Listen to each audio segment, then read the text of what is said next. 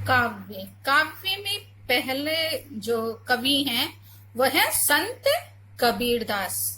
इनके हम लोग रचना को पढ़ेंगे बच्चों, जो दोहे और पदावली के अंतर्गत दी गई है। दोहों के रूप में है और पदावली के रूप में है। इसमें बच्चों सबसे पहले जो आपके परीक्षा में पूछा जाता है वो कबीरदास जी का साहित्यिक परिचय। तो साहित्यिक परिचय हम इनका जानेंगे, उसके लिए हमको इनकी पूरी जीवनी पढ़नी पड़ेगी। बच्चों आप लोग ने 9th-10th में जीवन परिचय लिखा था, आपको इससे पूछा जाता था कि जीवनी लिखिए, हैं इनका जीवन परिचय दीजिए, उनकी रचनाओं को लिखिए।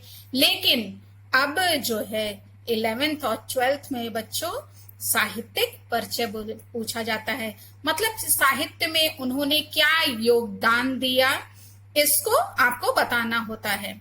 उनकी क्या किन किन रचनाओं को उन्होंने लिखा है उनके बारे में। जीवन परिचय आप चाहिए तो शॉर्ट में आप लिख सकते हैं, लेकिन विशेष रूप से आपसे साहित्यिक परिचय ही पूछा जाता है जो 80 शब्दों में आपको लिखना होता है। तो बच्चों आप लोग अपनी फेयर कॉपी में कबीरदास जी के साहित्यिक परिचय को लिख करके तैयार कर लीजिएगा। और जो भी आपका फर्स्ट यूनिट हो या फिर आपका हाफ ईयरली एग्जाम, जो भी पहला एग्जाम आपका होगा उसमें ये जरूर पूछा जाएगा। इसलिए जब हम इसको पढ़ाते हैं तो ध्यान से आप इसको सुनिए और इसका नोट्स तैयार कीजिएगा। इसको हम नहीं बना करके भेजेंगे, साहित्यिक परिचय हम लिख करके नहीं देंगे आपको खुद से लिखना होगा। तो सबसे पहले शॉर्ट में आप जीवन परिचय लिखिएगा, उसके बाद साहित्यिक परिचय हम बताते चलेंगे क्या क्या मुख्य बातें हैं। तो हम लोग शुरू करते हैं इनका जीवन परिचय। कबीरदास जी का जन्म संवत 1455 सन 1398 ईस्वी में। बच्चों आप लोग संवत मत याद कीजिएगा, सन बस केवल याद कीजिए, ताकि दोनों आप याद करेंगे तो कंफ्यूज हो जाएंगे। इसलिए आप सन याद कीजिएगा। सन 1398 ईस्वी में एक जुलाहा परिवार में हुआ था। इनके पिता का नाम नीरू एवं माता का नाम नीमा था। कुछ विद्वानों का यह भी मत है कि कबीर किसी विधवा ब्राह्मणी के पुत्र थे, जिसने लोग लाज के भय से जन्म देते ही इन्हें त्याग दिया था। नीरू एवं नीमा को ये कहीं पड़े हुए मिले थे और उन्होंने इनका पालन पोषण किया। कबीर के गुरु प्रसिद्ध संत स्वामी रामानंद थे। तो बच्चों इसको आप कैसे शॉर्ट में लिख सकते हैं? आप लिखेंगे हेडिंग कबीरदास जी का जीवन परिचय, फिर आप जन्म लिखेंगे और सन लिखेंगे, फिर आप पालन पोषण करने वाला लिखेंगे नीमा और नीरू, पिता नीरू और माता नीमा। इसको पूरा सेंटेंस के रूप में लिखने की जरूरत नहीं है।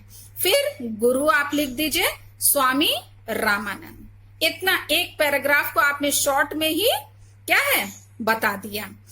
इससे बच्चों ये रहेगा ना, आपको वर्ड लिमिट है इसलिए वो कम शब्दों में ही आप इनके बारे में ज्यादा से ज्यादा बता पाएंगे। आगे देखिए, जन श्रुतियों के आधार पर यह स्पष्ट होता है कि कबीर विवाहित थे। इनकी पत्नी का नाम लोई था, तो आप क्या लिखेंगे? पत्नी डैश लोई, काम हो गया। इनकी 2 संतानें थी, एक पुत्र और एक पुत्री। पुत्र का नाम कमाल और पुत्री का नाम कमाली। तो बच्चों आप क्या लिखेंगे हेडिंग? पुत्र कमाल और पुत्री कमाली। हो गया इतना।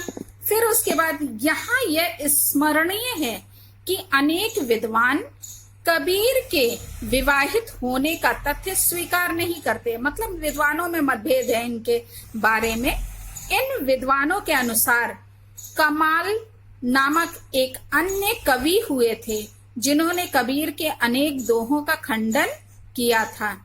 वे कबीर के पुत्र नहीं थे। मतलब कि मान्यताएं थोड़ा सा विद्वानों में मतभेद है, कुछ मानते हैं कुछ नहीं मानते हैं।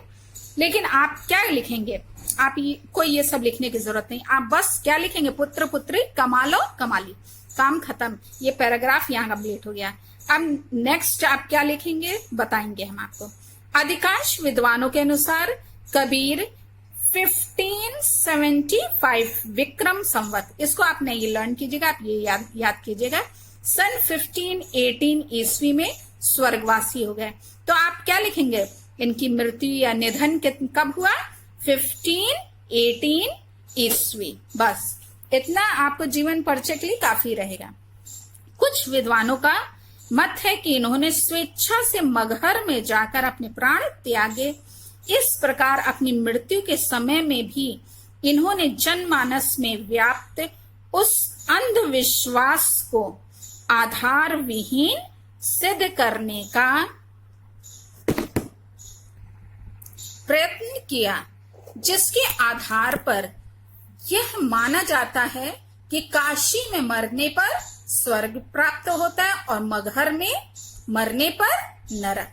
तो इस मान्यता का खंडन करने के लिए ये क्या किए थे, काशी में ये रह रहे थे आखिरी समय में, लेकिन जब मृत्यु उनके निकट आई तो ये कहाँ चले गए, मगहर चले गए, ताकि ये जो अंधविश्वास लोगों का उस समय था कि मगहर में मरने से नरक मिलता है, तो उसका खंडन करने के लिए उन्होंने ऐसा किया कि काशी में मरेंगे तो स्वर्ग मिलेगा।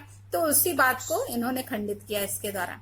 तो ये आपका हो गया जीवन परिचय। इसको बच्चों जैसे हमने शॉर्ट में बताया वैसे ही बस आप शॉर्ट में अपने नोट्स में लिख लीजिएगा। एक रजिस्टर बनाइएगा, 2 रजिस्टर बनाइएगा, एक में गद्य और काव्य के क्वेश्चन कीजिएगा और दूसरा एक रजिस्टर बनाइएगा पतला, वो संस्कृत का और ग्रामर इत्यादि उसमें काम कीजिएगा। ठीक है, अब आई बारी साहित्यिक परिचय की। इसमें देखिए इनके बारे में बताया गया है। कबीर पढ़े लिखे नहीं थे, इन्होंने स्वयं ही कहा है, मसी कागद छुइयो नहीं, कलम गहियो नहीं हाथ। मतलब कि उन्होंने कभी कागज को छुआ ही नहीं और न अपने हाथ में इन्होंने कलम को लिया। तो इसके द्वारा मतलब इनकी इस पंक्ति के द्वारा स्पष्ट होता है कि वो पढ़े लिखे नहीं थे। अतः यह निर्विवाद रूप से सत्य है कि उन्होंने स्वयं अपनी रचनाओं को लिपिबद्ध नहीं किया। मतलब वो खुद से लिखे नहीं, कौन लिखा, उनके जो शिष्य थे उन्होंने इसको लिखा था। इसके पश्चात भी उनकी वाणियों के संग्रह के रूप में रचित कई ग्रंथों का उल्लेख मिलता है। संत कवियों में कबीर सर्वाधिक प्रतिभाशाली कवि थे। कैसे ये कवि है बच्चों, ध्यान रखिएगा, संत कवि कहलाते हैं। इन्होंने मन की अनुभूतियों को स्वाभाविक रूप से अपने दोहों में व्यक्त किया। कबीर भावना की प्रबल अनुभूति से युक्त उत्कृष्ट रहस्यवादी, समाज सुधारक, पाखंड के आलोचक, मानवतावादी और समानतावादी कवि थे। ये सेंटेंस बच्चों जरूर लिखिएगा इनका साहित्यिक परिचय में, ये किस प्रकार के थे। इनकी काव्य में 2 प्रवृत्तियां मिलती है, मतलब 2 विशेषताएं इनमें हैं। एक में गुरु एवं प्रभु भक्ति है, विश्वास है, धैर्य है, दया है, विचार, क्षमा, संतोष आदि विषयों पर रचनात्मक अभिव्यक्ति तथा दूसरी में धर्म, पाखंड, सामाजिक कुरीतियों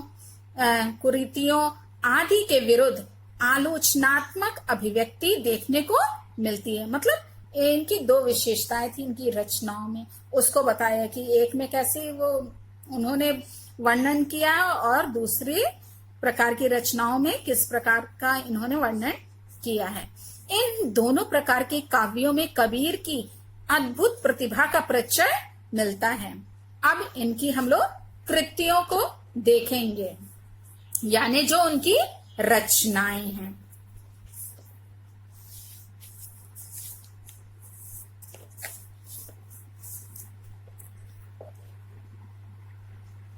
कबीर की वाणियों का संग्रह जो उन्होंने कहा वो किसमें, बीजक के नाम से प्रसिद्ध है, जिसके 3 भाग हैं, साखी, सबद और रमैनी। ठीक है बच्चों, ये याद रखिएगा, बीजक में इनकी रचनाएं जो है संग्रहित हैं। कबीर की शिक्षा और उनके सिद्धांतों का निरूपण अधिकांशतः साखी में हुआ है। इसमें दोहा छंद का प्रयोग हुआ है, इसको हम लोग बच्चों पढ़ेंगे, हम लोगों कोर्स में है। और सबद, इसमें कबीर के गेय पद संग्रहित हैं। कैसे पद है, गेय पद। ये बच्चे जानने योग्य है कि सबद में कैसे है, गेय पद। कभी कभी साहित्यिक क्वेश्चंस जो पूछे जाते हैं साहित्य से संबंध, गद्य साहित्य से या काव्य साहित्य से, तो काव्य साहित्य में ये प्रश्न बनता है कि सबद जो कबीर जी की रचना है उसमें किस प्रकार के पद संग्रहित हैं। तो आपको मालूम होने चाहिए कि कैसे हैं, गेय पद हैं। गेय पद होने के कारण इनमें संगीतात्मकता पूर्ण रूप से विद्यमान है। इन पदों में कबीर के अलौकिक प्रेम और उनकी साधना पद्धति की अभिव्यक्ति हुई है। अब है इनकी जो रचना जो संग्रहित है बीजक में, तीसरी रमैनी। इसमें कबीर के रहस्यवादी और दार्शनिक विचार व्यक्त हुए हैं। इनकी रचना चौपाई छंद में हुई है। अब है काव्यगत विशेषताएं।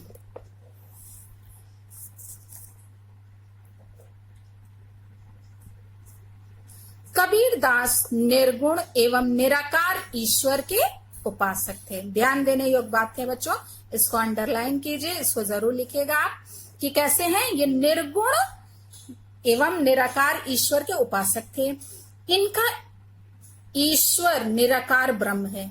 ज्ञान मार्गी शाखा के कवि होने के कारण, अंडरलाइन कीजिए, किस मार्ग के हैं, ज्ञान मार्गी शाखा के कवि होने के कारण इन्होंने ज्ञान का उपदेश देकर जन सामान्य को जागृत किया। कबीर ने ज्ञान और नाम स्मरण को प्रमुखता देते हुए प्रभु भक्ति का संदेश दिया है। कबीर महान समाज सुधारक थे। अभी हम लोग ने ऊपर जब हम साहित्यिक परिचय ऊपर में बता रहे थे तो उसमें था कि वो कैसे है, समाज सुधारक थे। इनके समकालीन समाज में अनेक अंधविश्वासों, आडंबरों, कुरीतियों एवं विविध धर्मों का बोलबाला था। कबीर ने इन सब का विरोध करते हुए समाज को एक नवीन दिशा देने का पूर्ण प्रयास किया। इन्होंने जाति पाति के भेदभाव को दूर करते हुए शोषित जनों के उद्धार का प्रयत्न किया तथा हिंदू मुस्लिम एकता पर बल दिया। जाति पाति पूछे नहीं कोई, हरि को भजे भजे सो हरि का होई। ये अपने दोहों के द्वारा इन्होंने बताया है। कबीर का काव्य ज्ञान और भक्ति से ओतप्रोत है, इसलिए इनके काव्य में शांत रस की प्रधानता है। जितने भी इनके दोहे हैं ना बच्चों, सब किसके उदाहरण है, शांत रस के। सब में शांत रस है। आत्मा और परमात्मा के विरह अथवा मिलन के चित्रण में श्रृंगार के दोनों पक्ष, वियोग तथा संयोग उपलब्ध है, किंतु कबीर द्वारा प्रयुक्त श्रृंगार रस शांत रस का सहयोगी बनकर ही उपस्थित हुआ है। कबीर काव्य की सबसे बड़ी विशेषता समन्वय की साधना में है। कबीर ने हिंदू मुस्लिम समन्वय पर बल दिया। इन दोनों वर्गों के आडंबरों का विरोध करते हुए इन्होंने दोनों को मिलकर रहने का उपदेश दिया। कबीर ने गुरु को सर्वोपरि माना। इनके अनुसार सतगुरु के महान उपदेश ही भक्त को परमात्मा के द्वार तक पहुंचा सकते हैं। इसलिए इन्होंने गुरु को परमात्मा से बढ़कर माना है। यथा मतलब जैसे बलिहारी गुरु आपणे थौहाड़ी कै बार, जिनी मानुष तय देवता करत न लागी बार। इसमें बच्चों इन्होंने बताया है कि मैं अपने गुरु पर, किस पर, गुरु पर, आपणे मतलब अपने गुरु पर बलिहारी, बलिहारी मतलब न्योछावर हूँ, धौहाड़ी के बार, और अपना जो हाड़ी, हाड़ी मतलब होता है शरीर, जो अपना शरीर जो है वो कै बार मतलब कितनी बार उनको क्या मैं अर्पित कर देना चाहता हूँ, मतलब मैं बार बार अपने शरीर को उन पर अर्पित कर देना चाहता हूँ। जिन्हें मानुष तय देवता, जिन्होंने मनुष्य से देवता बनाने में करत न लागी बार, उन्होंने जरा भी देर नहीं की, मतलब अविलंब मनुष्य से उन्हें क्या कर दिया, देवता बना दिया। तो इसलिए वो गुरु पर क्या है, गुरु को बहुत ज्यादा वो श्रेष्ठ स्थान देते हैं। अब आई बारी बच्चों, हम लोग ने इससे पहले भाव पक्ष देखा था, अब ये है कला पक्ष। आपको साहित्यिक परिचय में दोनों पक्ष के बारे में थोड़ा थोड़ा बताना होगा बच्चों। भाषा,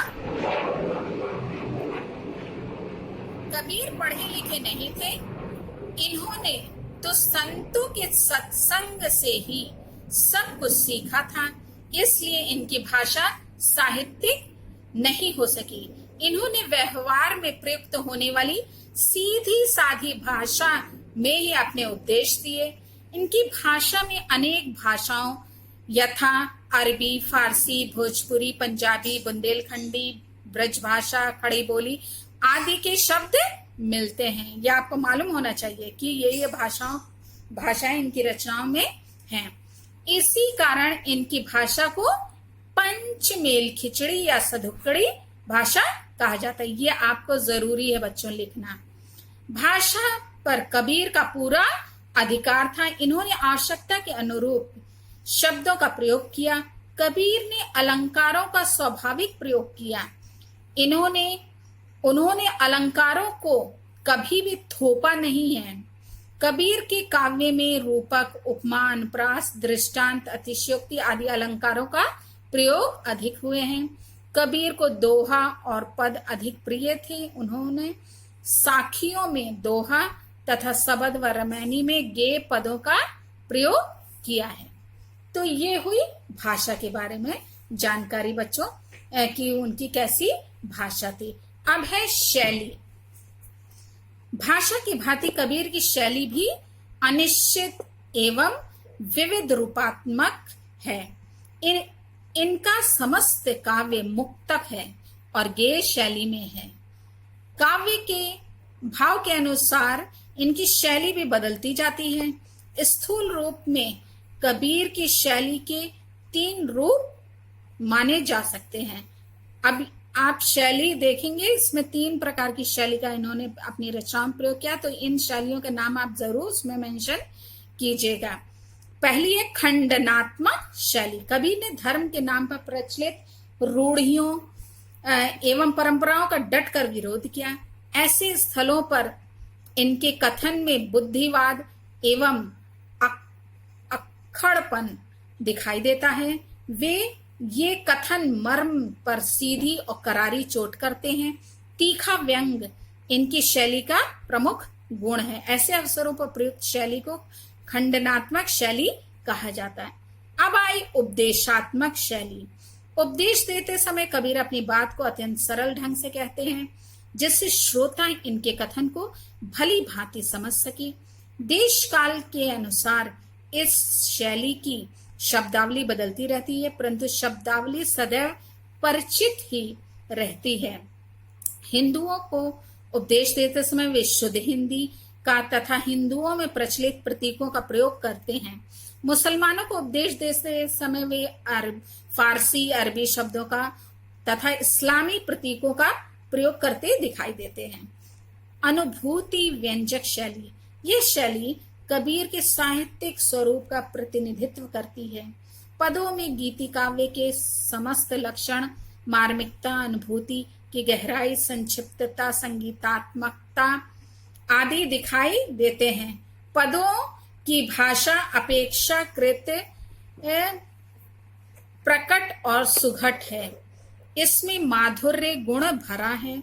इस शैली में संत की कोमलता, व्यंजना की प्रौढ़ता, साधक की कातरता स्वानुभूति का सफल अंकन तथा अलंकारों एवं प्रतीकों का मार्मिक प्रयोग है। इनके काव्य को अलौकिक बना देता है। अब है हिंदी साहित्य में स्थान। ये जरूर आप इसको लिखिएगा। वास्तव में कबीर महान विचारक, श्रेष्ठ समाज सुधारक, परम योगी और ब्रह्म के सच्चे साधक थे। इनकी स्पष्टवादिता, कठोरता, अक्खड़ता यद्यपि कभी कभी नीरसता की सीमा तक पहुंच जाती थी, परंतु इनके उपदेश आज भी सद्मार्ग की ओर प्रेरित करने वाले हैं। इनके द्वारा प्रवाहित की गई ज्ञान गंगा आज भी सबको पावन करने वाली है। कबीर में एक सफल कवि के सभी लक्षण विद्यमान थे। ये हिंदी साहित्य की श्रेष्ठतम विभूति थे। इन्हें भक्ति काल की ज्ञानाश्रय व संत काव्यधारा के प्रतिनिधि कवि के रूप में प्रतिष्ठा प्राप्त है बच्चों। तो ये तो इनका साहित्यिक परिचय रहा, जिसको आप लोग इसकी मुख्य बातों को अपने पेयर कॉपी में जरूर लिख लीजिएगा बच्चों, और उसको लर्न भी कर लीजिएगा, क्योंकि आपके परीक्षा में जरूर आएगा। ये कम से कम 3 या 4 नंबर का आता है बच्चों। तो आप 1 पेज या 1.5 पेज में आप इसको नोट्स इसका बना लीजिएगा और लर्न कीजिएगा बच्चों। ये कबीर जो है ना, एक क्वेश्चन और सही एक काव्य साहित्य में पूछा जाता है कि किसे वाणी का डिक्टेटर कहा जाता है। तो कबीर जो है ना, वो वाणी के डिक्टेटर कहे जाते हैं। तो इस बात को भी आप याद रखिएगा, स्मरण रखिएगा। भाषा इनकी पंचमेल खिचड़ी है, जिस सदुकड़ी भी कहा जाता है या सदुकड़ी, ठीक है। और शैलियां आप इसमें रट लीजिए, इनकी रचनाएं रट लीजिए। ये किसमें संग्रहित हैं, तो बीजक में है। इस बात को भी याद रखिएगा, क्योंकि ये भी क्वेश्चन बनता है साहित्य में। तो आप इसको अच्छे से, जिनके पास बुक है वो रीडिंग कर लेंगे, और नहीं तो वीडियो आप सुन करके आप नोट्स तैयार कर लीजिए। और हम इसीलिए बुक दिखा रहे हैं ताकि आप जो है बुक से, आप जिनके पास बुक नहीं अभी खरीदे हैं वो लोग इसको वीडियो को देख करके नोट्स तैयार कर सकते हैं। Thank you.